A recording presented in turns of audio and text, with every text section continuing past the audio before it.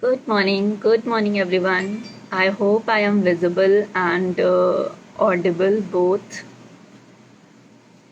Thank you everyone for joining. Can anybody acknowledge that I am visible and audible?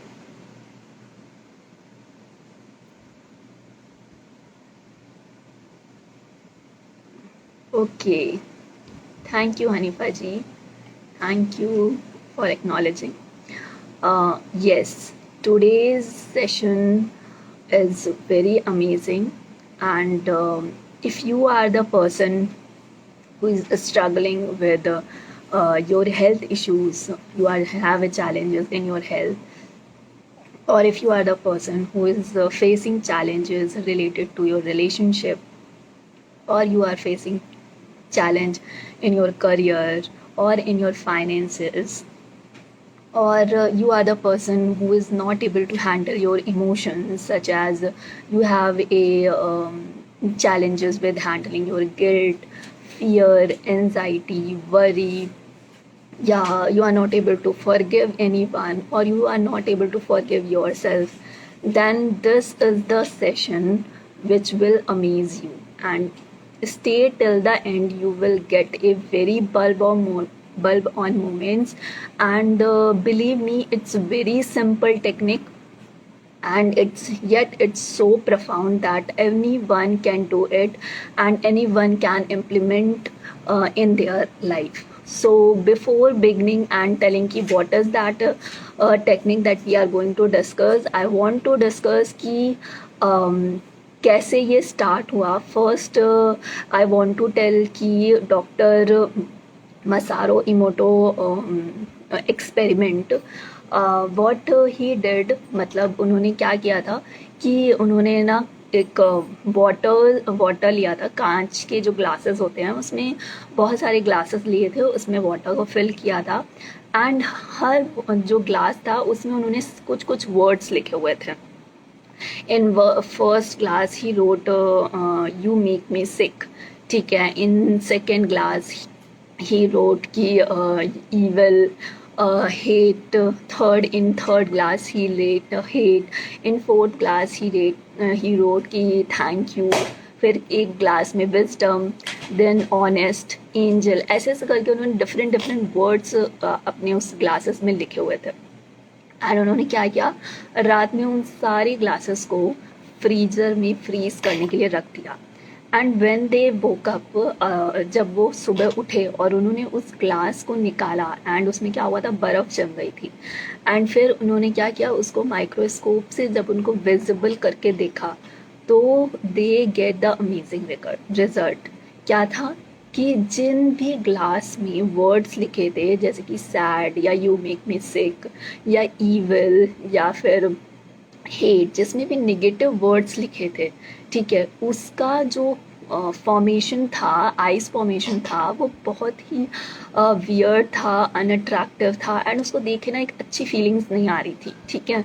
But उन glass में जिसमें कि लिखा था thank you, wisdom, love, angel, eternal truth, honesty, मतलब जितने भी पॉजिटिव वर्ड्स होते हैं, हैप्पीनेस, वो सारे वर्ड्स लिखे थे. तो उसमें जो क्रिस्टल का फॉर्मेशन हुआ था वो बहुत ही ब्यूटीफुल हुआ था, ठीक है. In this Insta live I can not show you, I can not share the screen, but you can search in Google Dr. Masaru Emoto water experiment, and you will see the beautiful pictures. And what is the motive behind discussing all this, कि मैं ये क्यों बता रही हूँ. I am telling this because कि हमारे अर्थ का मेजर पार्ट किससे बना हुआ है, आई थिंक वाटर, ठीक है, because are earth majorly surrounded with the water bodies, ठीक है. एंड वैसे ही हमारी बॉडी में मेजर पार्ट किसका है, water. 70% of our body contains water, ठीक है. एंड हम क्या अपने आप से बोलते हैं, पॉजिटिव स्टेटमेंट से ज़्यादा हम अपने आप को निगेटिव स्टेटमेंट्स बोलते हैं.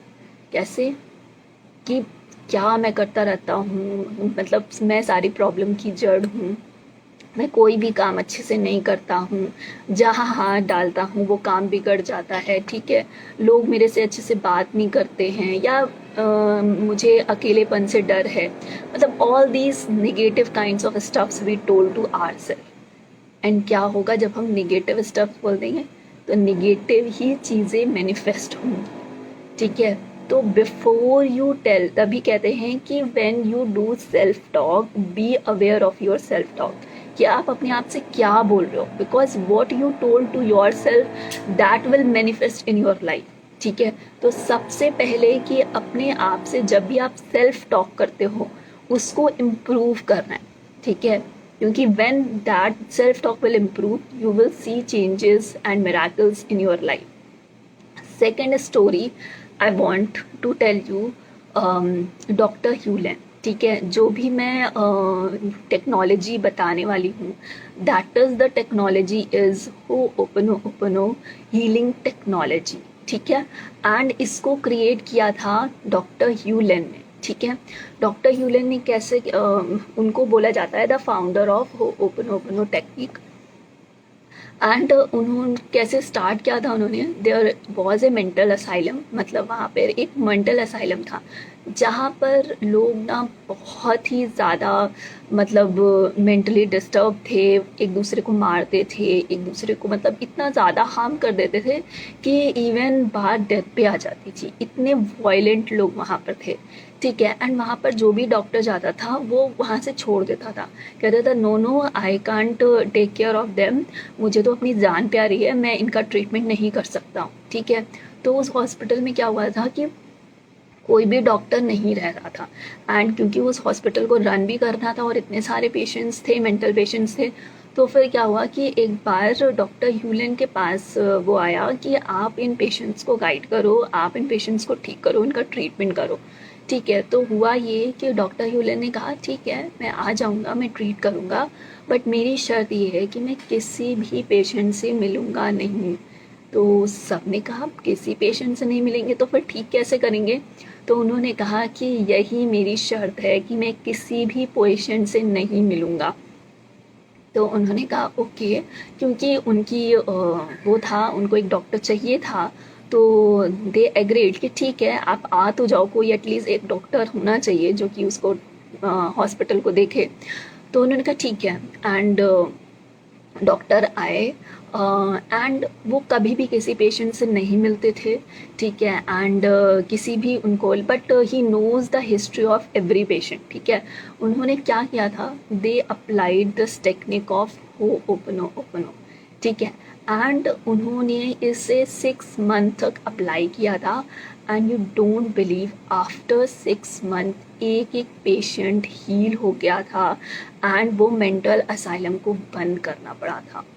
कैन यू इमेजिन कि एक ऐसे मेंटल असाइलम में जिसमें ऐसे पेशेंट हो जो कि इतने वायलेंट, इतने एग्रेसिव, उनको इतना भी होश नहीं है कि वो एक दूसरे का किल कर दे रहे हैं, उस हॉस्पिटल उसमें ऐसी सिचुएशन थी। एंड उस हॉस्पिटल में सिर्फ एक पर्टिकुलर हीलिंग टेक्निक से लोग इतना बदल गए कि they are completely healed and वहाँ पर कोई भी पेशेंट नहीं बचा एंड उस मेंटल हॉस्पिटल को क्लोज करना पड़ा। तो बहुत ही पावरफुल ये टेक्निक है।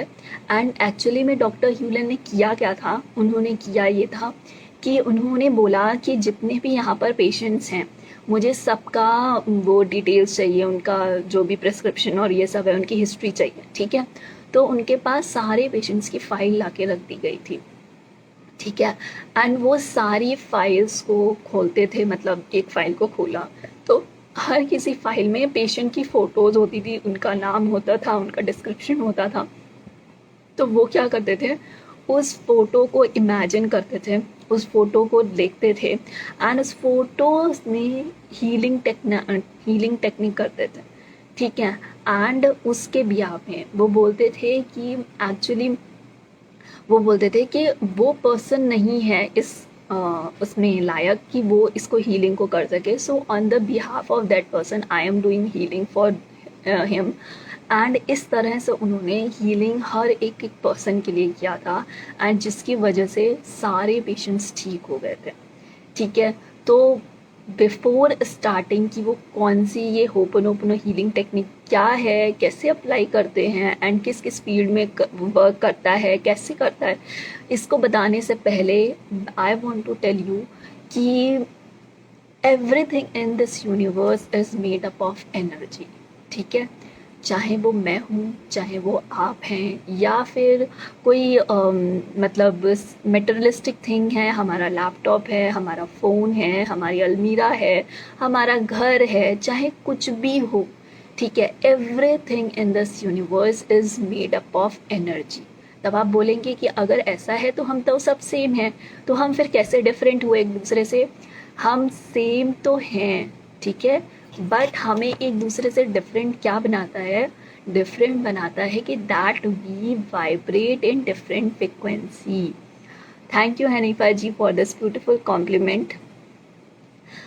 एंड तो हमें क्या चीज़ डिफरेंट बनाता है? That is everything is made of energy, ये तो है, but we vibrate at different frequencies. ठीक है, यानी कि डिफरेंट पीपल डिफरेंट फ्रिक्वेंसी से वाइब्रेट करते हैं। And what is that different frequency? हमने सुना है कि सैडनेस की अपनी फ्रिक्वेंसी होती है, हेट की अपनी फ्रिक्वेंसी होती है, लव की अपनी फ्रिक्वेंसी होती है, एंड क्या बोलते हैं, जॉय की अपनी फ्रिक्वेंसी है, पीस की अपनी फ्रिक्वेंसी है, हार्मनी की अपनी फ्रिक्वेंसी है। ठीक है, तो जितने भी पॉजिटिव, एंगर की अपनी फ्रिक्वेंसी है, फ्रस्ट्रेशन, इरिटेशन और जो भी है। ठीक है, तो different emotions have different frequencies, and in whatever emotions we are going through, that means कि we are vibrating in that frequency only. ठीक है, अगर मैं सैड फील कर रही हूँ तो दैट मीन्स कि अभी मैं सैड की वाइब्रेशन में वो क्या कर रही हूँ? वाइब्रेट कर रही हूँ। ठीक है, तो मैं क्या अट्रैक्ट करूँगी? सैडनेस अपनी लाइफ में अट्रैक्ट करूँगी। सैडनेस कैसे अट्रैक्ट करूँगी? मैं ऐसी सिचुएशन अपनी लाइफ में अट्रैक्ट करूँगी जो कि मेरी लाइफ में और सैडनेस लेके आएगा।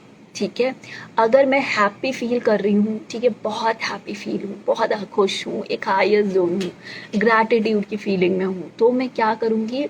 ऐसी चीज़ों को अट्रैक्ट करूँगी, यानी कि ऐसी सिचुएशंस मेरी लाइफ में आएंगी जो मुझे और ग्रैटिट्यूड फील कराएगी या फिर मुझे और हैप्पीनेस फील कराएगी। ठीक है, I think now you are clear कि कैसे लॉ ऑफ अट्रैक्शन वर्क करता है, कैसे एनर्जीज होती हैं एंड कैसे हम फ्रिक्वेंसीज पे वाइब्रेट कर सकते हैं। ठीक है, तो जो होपनोपनो हीलिंग टेक्नोलॉजी है वो बहुत ही सिंपल एंड 4 स्टेटमेंट से बनी हुई है।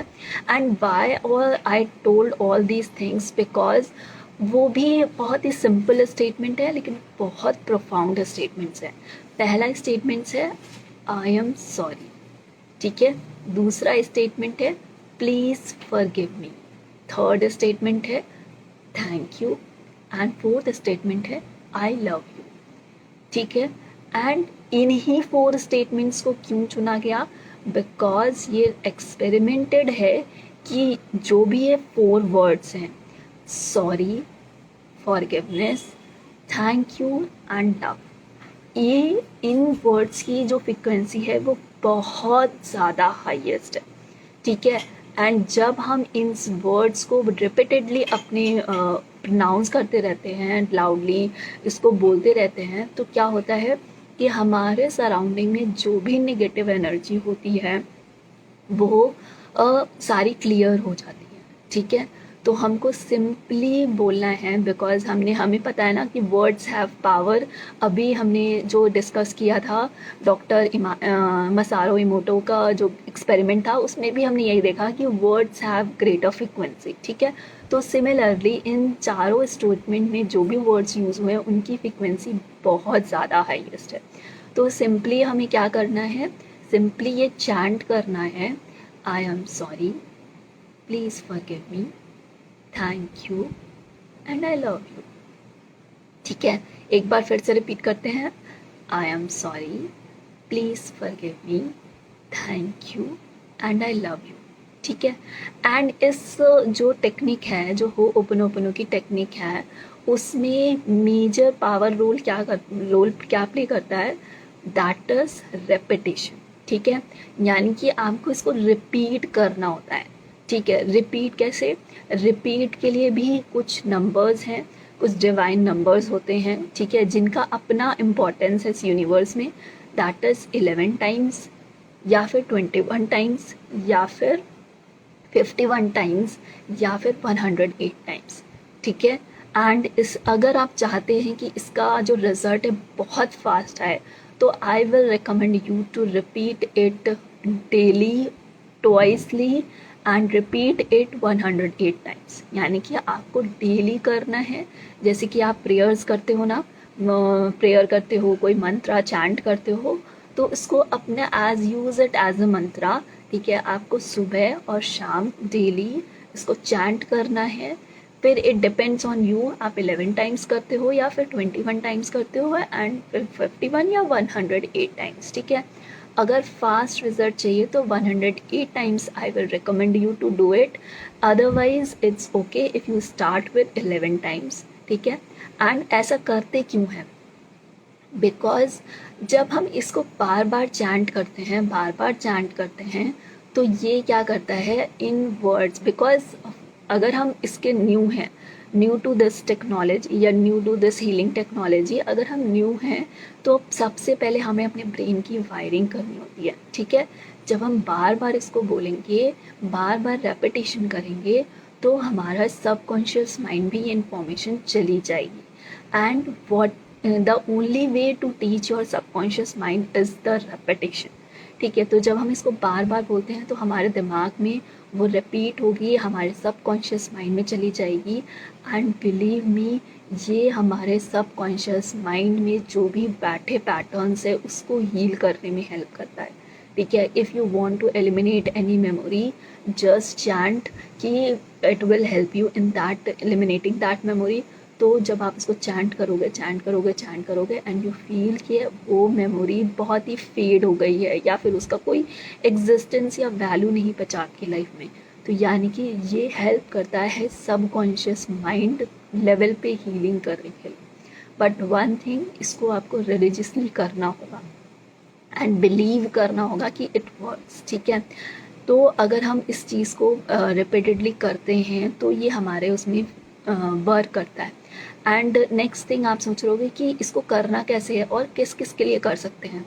तो आप होपोनोपोनो टेक्निक किसी पर्सन के लिए भी कर सकते हैं एंड किसी सिचुएशन के लिए भी कर सकते हैं। जैसे कि सपोज़ कि मेरे और मेरे फ्रेंड की लड़ाई हो गई। ठीक है, अगर मेरे और मेरे फ्रेंड की लड़ाई हो गई और मैं चाहती हूँ कि इसमें पैचअप हो जाए, हम अच्छे से बात करने लगे, सब कुछ मतलब कि सही हो जाए, तो क्या करना है? तो हम उसके लिए होपोनोपोनो चैंटिंग कर सकते हैं। लेकिन करने का तरीका क्या होगा? सपोज़ कि मेरे फ्रेंड का नाम है यहाँ पर से देख लेते हैं, सुमाली। ठीक है, सपोज़ मेरे फ्रेंड का नाम है सुमाली। ठीक है, तो क्या करेंगे? मैं कैसे बोलूँगी इसको? आई am sorry Sumali, please forgive me, thank you and I love you. ठीक है, फिर से कैसे करना है? इसी को रिपीट करना है। आई am sorry Sumali, please forgive me, thank you and I love you. ठीक है, 11 बार कर रहे हो तो देन इट्स ओके, आप हर टाइम सुमाली नाम ले सकते हो। लेकिन अगर आप 108 टाइम्स कर रहे हो तो एटलीस्ट 11 टाइम्स या 5 टाइम्स नाम लो, फिर इसके बाद आई am sorry, please forgive me, thank you and I love you. ठीक है, ऐसे करके कर सकते हो। अगर कोई सिचुएशन है जो कि आपको ट्रबल कर रही है, ठीक है, सपोज़ कि करियर से रिलेटेड कोई सिचुएशन है। ठीक है, you are not doing well in your career, या you want to promotion in your career, या फिर कहीं स्विच करना चाहते हैं या कोई पैशन फॉलो करना चाहते हैं।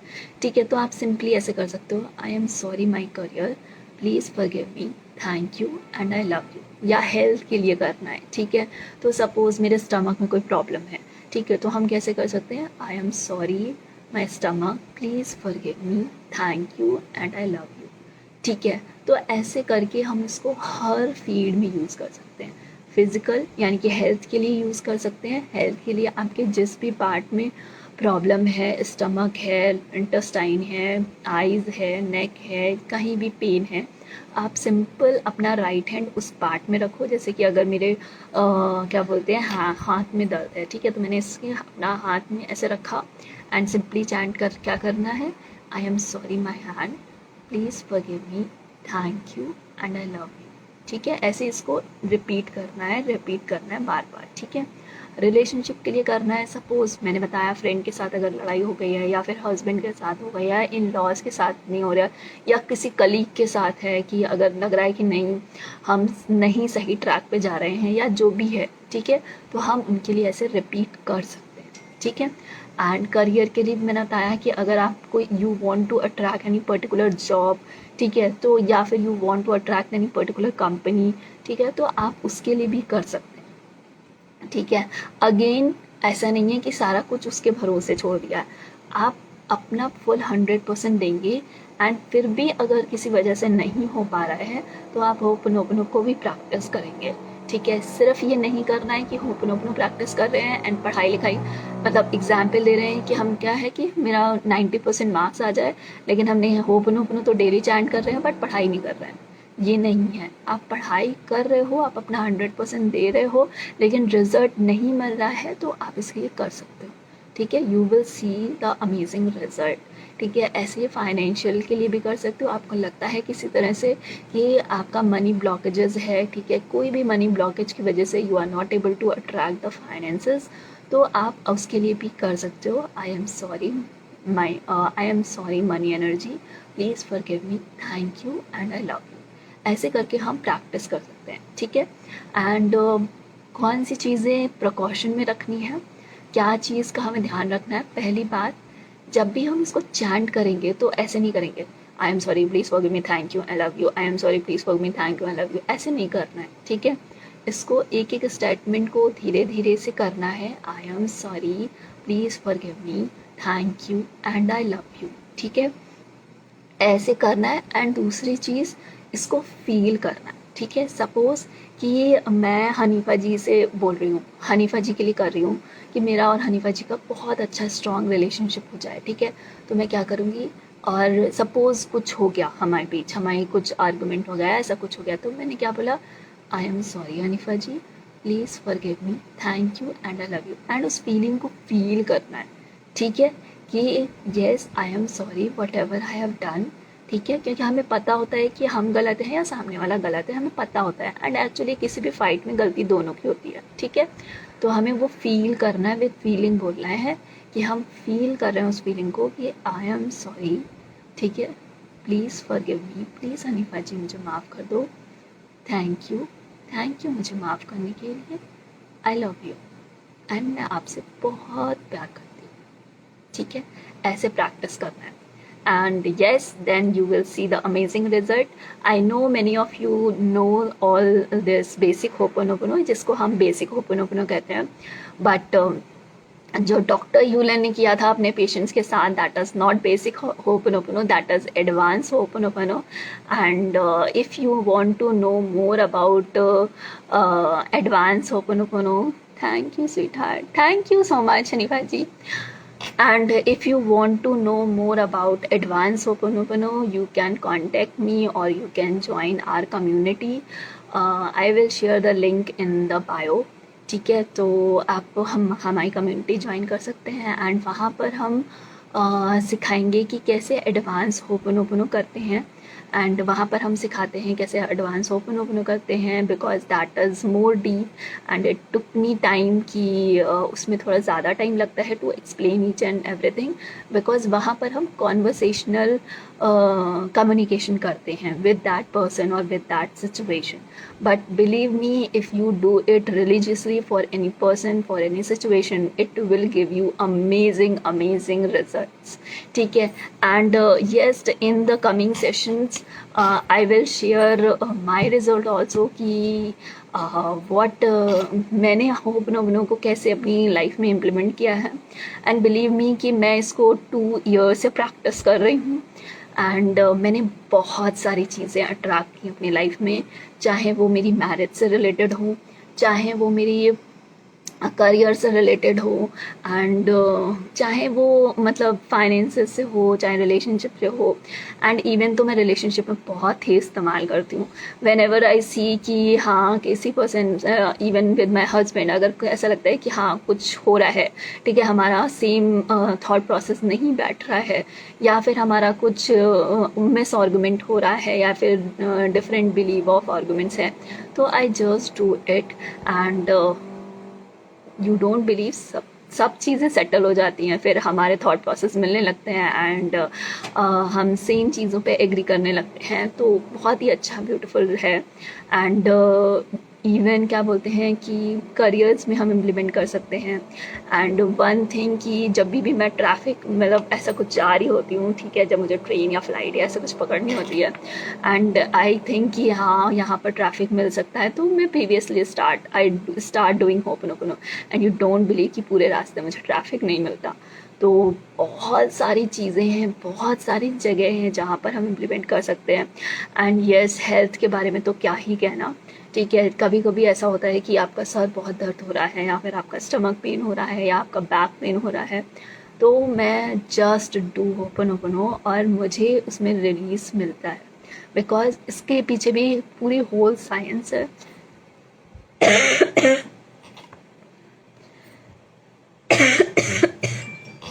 सॉरी। तो पूरी होल साइंस है कि क्यों कैसे ये वर्क करता है। And if you want all the details about it, तो just DM me, ठीक है, I will help you to know all the science behind it। and till now just practice and improve in all the areas of your life, be happy, and stay happy and spread happiness worldwide, ठीक है। Okay, thank you everyone for joining, and I hope it's will be helpful for you all, and you just implement and tell me the results, whatever you have in your life, share all those results in the comment section, कि आपको क्या क्या इससे improve हुआ, कहाँ कहाँ पे आपने इसको अप्लाई किया, एंड कैसे ये आपकी लाइफ में इम्प्रूवमेंट लाया, या कैसे आपको हेल्प कर रहा है। Share in the comment section. I will be eagerly waiting for knowing how this will help you in your life. Okay, thank you for joining. Thank you once again for joining, giving your valuable time to me. And okay, have a wonderful Sunday. Bye bye.